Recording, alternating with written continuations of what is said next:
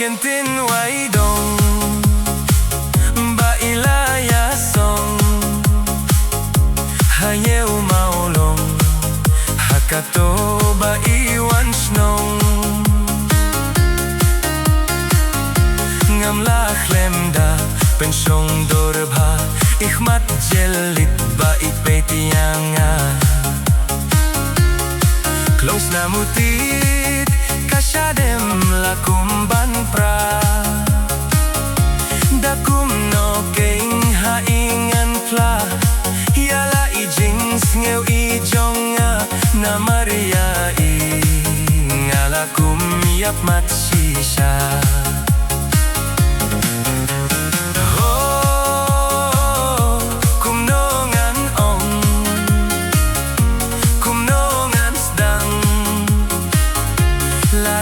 isa sisengan ya sembiang ngas ngeu lehrai ban peit persa namar bangat ang smeu henna watla ngatip dalay in om kernga banto si thiru ngam danang bha namar ngam yo syukut ladhala ijong ijing duna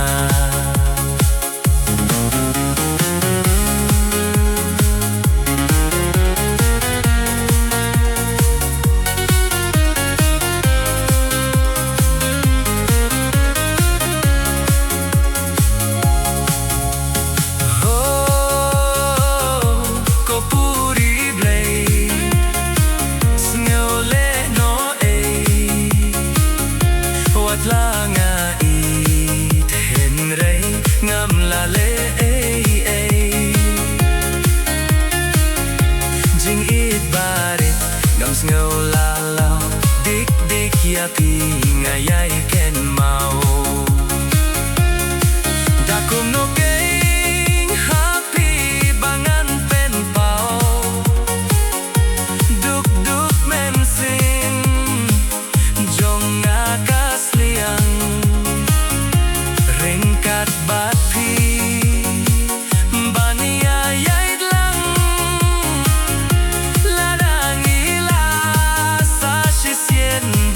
sembiang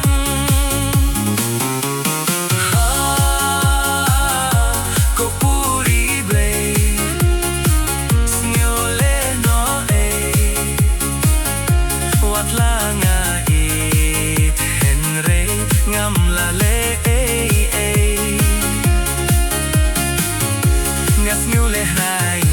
ban pet persa namar bangadang sngo henna wat langa tip dalay in om kernga banto si tiru ngam danang bha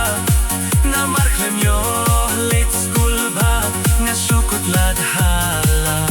ijong ijing du